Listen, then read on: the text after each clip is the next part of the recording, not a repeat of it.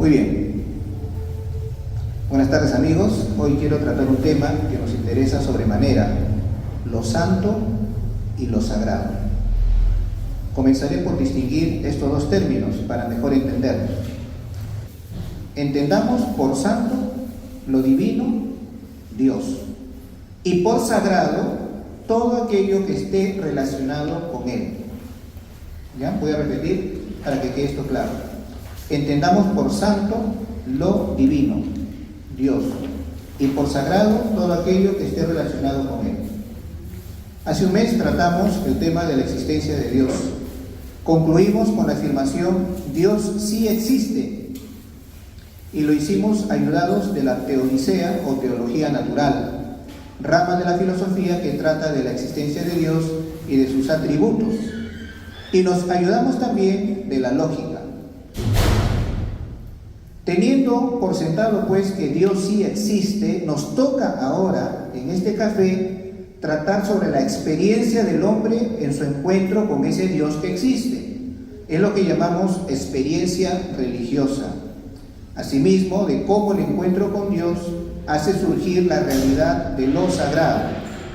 Estos temas los trata la filosofía de la religión, una de las ramas de la filosofía. De ese modo, estaremos complementando dos temas íntimamente relacionados: la existencia de Dios y qué experimenta el hombre en su encuentro con Él. Entonces, como les estoy diciendo, la filosofía tiene estas dos ramas que son importantes, ¿no? La teodicea o la teología natural. ¿Por qué es teología natural? ¿Por qué es teología? Porque habla de Dios. ¿Por qué natural? Porque habla de Dios desde la razón natural, no desde la fe. Por eso es teología natural, una rama de la filosofía. Entonces, esa rama de la filosofía nos va llevando hasta la conclusión de que Dios existe. Lo hemos visto ya en un café anterior con esa demostración, el argumento cosmológico Kalam. Allí vimos cómo poco a poco íbamos razonando y llegábamos a la conclusión que Dios existe, ¿no? Entonces, esa es una rama de la filosofía, la teología natural o teodicea, así se llama. Y entonces, ya sabiendo que Dios existe y sabiendo por qué, no por fe, sino por razón. La razón no dice que Dios existe. No está diciendo si es el Dios judeocristiano, si es el Dios de los hinduistas. No, estamos diciendo simplemente que ese ser superior que ha dado origen a todo cuanto existe es real. Es real, no es fruto de la imaginación del hombre. Eso lo vimos la vez pasada, ¿no? Entonces, claro, porque dijimos, la existencia puede ser real o puede ser irreal. Real cuando vemos que su existencia no depende del hombre, está fuera del hombre, y la existencia irreal es la que aparece solamente como fruto de la imaginación del hombre, ¿no? Entonces ahí, en ese tema, lo que vimos es que Dios podría ser un ser real o podría ser un ser irreal, dependiendo, real, si existe, más allá de que el hombre pueda conocerlo, o irreal, si existe solamente en la imaginación del hombre. Eso lo discutimos, ya lo vimos, y sacamos la conclusión de que Dios tiene una existencia real. Dios realmente existe, ¿no? Esto lo trata la teología natural, rama de la filosofía, a la que también se le llama teodicea. Y ahora vamos a otra rama de la filosofía. Esta otra rama de la filosofía se llama filosofía de la religión, donde el filósofo observa al creyente de cómo tiene esa experiencia de encuentro con lo divino, a lo que estamos llamando santo, y esa experiencia de encuentro con lo divino produce en su ser lo que denominamos emoción religiosa. Emoción religiosa. Voy a continuar con lo que he preparado para ir profundizando. Para tratar este tema estoy recurriendo a dos filósofos muy reconocidos: Rudolf Otto, con su obra Lo Santo, y tiene como subtítulo lo racional y lo irracional en la idea de Dios, y Mircea Eliade o Mircea Eliade con su obra Lo sagrado y lo profano. Comencemos por lo santo. Recordemos que el nombre de este café es Lo santo y lo sagrado. Lo santo, decíamos, es Dios, o la divinidad, o lo divino. Rudolf Otto nos dice que podemos relacionarnos con lo divino de dos maneras: de modo racional y de modo emotivo. Atención con esto, es importante, este punto es muy importante. Rudolf Otto nos dice que podemos relacionarnos con lo divino de dos maneras: de modo racional y de modo emotivo. De modo racional, a través de conceptos que pretenden entender a Dios con precisión de significados. Ojo, de modo racional, a través de conceptos que pretenden entender a Dios con precisión de significado. Por ejemplo, que es creador, que es omnipotente, que es eterno, que es providente, etc. Son conceptos con significados precisos. Esto es lo racional en la idea de Dios, entender la esencia de Dios, entender la esencia de Dios. Y ahora vamos el modo emotivo, ¿no? Hemos dicho, y de modo emotivo, refiriéndose a la emoción religiosa, que es algo distinto a lo racional, pues se encuentra en la conmoción que produce la experiencia de encuentro con Dios. Es lo que llama el filósofo lo irracional en la idea de Dios. Irracional, ojo con esto, irracional en el sentido de que no es la razón la que prevalece, sino la emoción. Rudolf Otto llega a advertir que una religión que solo se basa en la razón, solo en la razón, dejando de lado la emoción, se puede convertir en una religión racionalista, que no ha llegado a la profundidad de la religión, que solo se alcanza con la emoción religiosa. Entonces, hasta aquí, razón y emoción.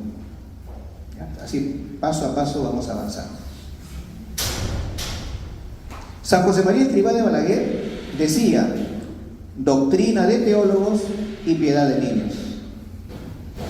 Dicho en términos filosóficos, razón y emoción, o razón y sentimientos. Vayamos pues a ver qué emociones produce lo divino cuando el hombre se encuentra con él. Rudolf Otto nos dice que el encuentro con Dios produce dos emociones: el temor y la fascinación. El temor y la fascinación. El temor ante el misterio tremendo que se presenta, ante la majestad de lo divino. O sea, cuando el hombre se encuentra con Dios, un verdadero encuentro con Dios, experimenta ese temor, porque Dios es grande, porque Dios es majestuoso. El temor ante el misterio tremendo que se le presenta, ante la majestad de lo divino. El hombre se percibe como criatura pequeña ante la grandeza de Dios. Entonces, eso es lo que sucede. Porque él habla mucho del aspecto de sentirse criatura, ¿no? De sentirse criatura, pero no criatura en el sentido simplemente que, bueno, yo soy el efecto de una causa que Dios, no es una cosa racional, sino el sentirse criatura ante el Creador y sentir un temor de estar ante tanta grandeza, porque ve a Dios como el ser por excelencia, porque de él ha recibido el ser. Y más bien el hombre llega a sentirse como poca cosa o nada ante la presencia del Dios grande. Abraham se reconoce ante Yahvé como polvo y ceniza. ¿Recuerdan ustedes cuando Yahvé iba a destruir Sodoma y Gomorra? Y se hospedan, ¿no?, los ángeles y él con Abraham. Y cuando le hace conocer la razón de su paso cuando estaba Abraham, y que iba justamente a Sodoma y Gomorra para destruir por el pecado que vivían, es donde Abraham, ustedes saben que ahí vivía el sobrino de Abraham, ¿no? Lot. Y entonces Abraham pues le habla a Yahvé con un respeto tremendo, ¿no? Con una sumisión, y por eso le dice: discúlpame, ¿no? Discúlpame, oh Señor, que te hable y que te pida esto. Yo que soy polvo y ceniza, yo que soy indigno ante ti, porque tú eres grande, tú eres el creador de todo. Yo soy criatura, yo soy poca cosa, yo soy en realidad algo insignificante frente a ti, ¿no? Polvo y ceniza. Entonces Abraham se reconoce ante Yahvé como polvo y ceniza, es decir, nada del ser por excelencia. Pedro, por otro lado, Pedro, el apóstol Pedro, ¿no? Antes de ser apóstol, al presenciar la pesca milagrosa, cae de rodillas ante Jesús y le dice: aléjate de mí, Señor, que soy un hombre pecador. Pues el asombro se había apoderado de él y de cuantos con él estaban. Pedro expresa su sentimiento religioso. Dios es santo y él, Pedro, es pecado. Pedro se siente indigno, poca cosa o nada frente a la grandeza y santidad de Dios, que lo ve en Cristo. Es el temor religioso de quien se sabe poco o nada ante la grandeza, ante la majestad de Dios. Este es pues el primer sentimiento religioso del creyente que se encuentra con Dios: el asombro y temor ante el Creador santo y poderoso, desde la conciencia de saberse poca cosa ante Él, ante Dios.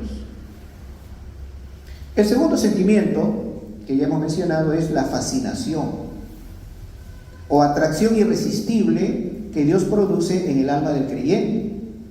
A pesar del temor que Dios infunde en el alma de la criatura frágil y pecadora, el creyente siente una atracción irresistible ante Él, una fascinación que lo lleva a buscarlo, a aceptar su llamado, a seguirlo. Jeremías dice: me sedujiste, Señor, y me dejé seducir. Eso significa: atrajiste mi corazón hacia el tuyo, Señor, y yo dejé que lo hicieras. Hacia la seducción, pues, ¿no? Atrae el corazón de la otra persona, ¿no? Como Jeremías se sintió atraído irresistiblemente ante Dios, que es grande, que es majestuoso, a quien hay que temer, pero también que ejerce en nosotros una atracción irresistible. Cuando Juan el Bautista señaló a Jesús como el Cordero de Dios que quita el pecado del mundo, los dos discípulos que lo acompañaban inmediatamente dejaron a su maestro para seguir a Jesús. Una fuerza irresistible lo llevó hacia Él. Toda vocación religiosa o sacerdotal tiene esta emoción, la fascinación por Jesucristo. Pero no solo los llamados a una vida consagrada, también los laicos sienten una atracción tremenda por Dios, que lo lleva a entregarle su vida matrimonial o célibe.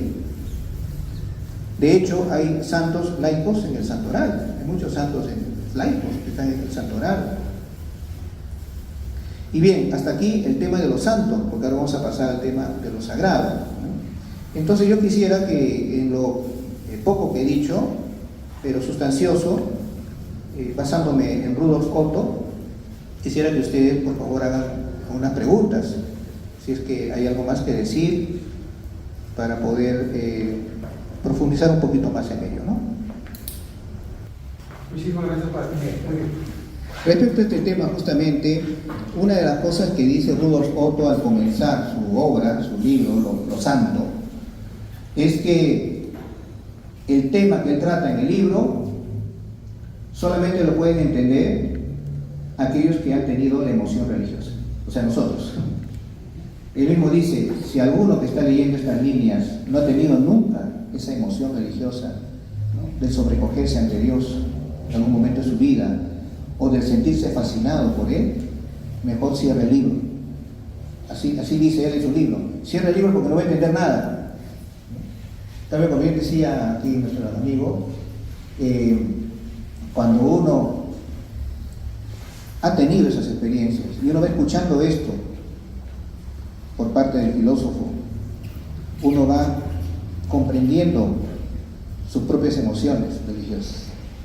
Todos nosotros sabemos muy bien que la vida no es, vamos a decir, no nos presentan momentos homogéneos, hay momentos heterogéneos, hay momentos en que estamos muy serenos y hay momentos en que estamos muy golpeados, muy conmovidos por situaciones que se nos presentan en la vida, acontecimientos, en algunos casos pecados, que uno ha pecado y luego se estremece porque sabe que Dios está presente, ¿no?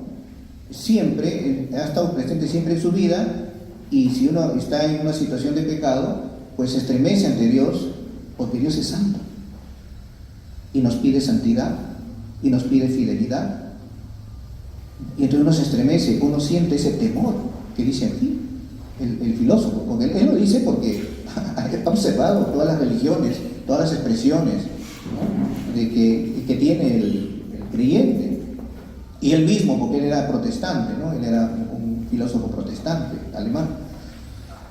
Entonces, si uno ha tenido la experiencia, entiende lo que está diciendo acá el filósofo, esta experiencia de temor ante Dios, ¿no? De que a veces uno lo lleva pues a rodearse ante Dios. Señor, perdóname, no sé de qué me pasó. Entonces uno se arrodilla ante Dios y con temor, vamos a decir, pero no es un temor de miedo, es un temor de respeto ante lo santo.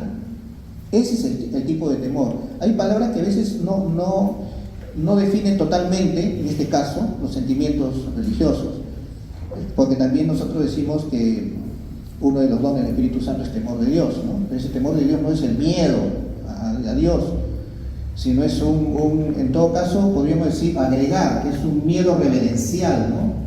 En que uno se siente, como dice aquí, muy frágil ante la grandeza de un Dios que a uno le ha dado el ser, y que si decide, nos quita el ser, ¿no?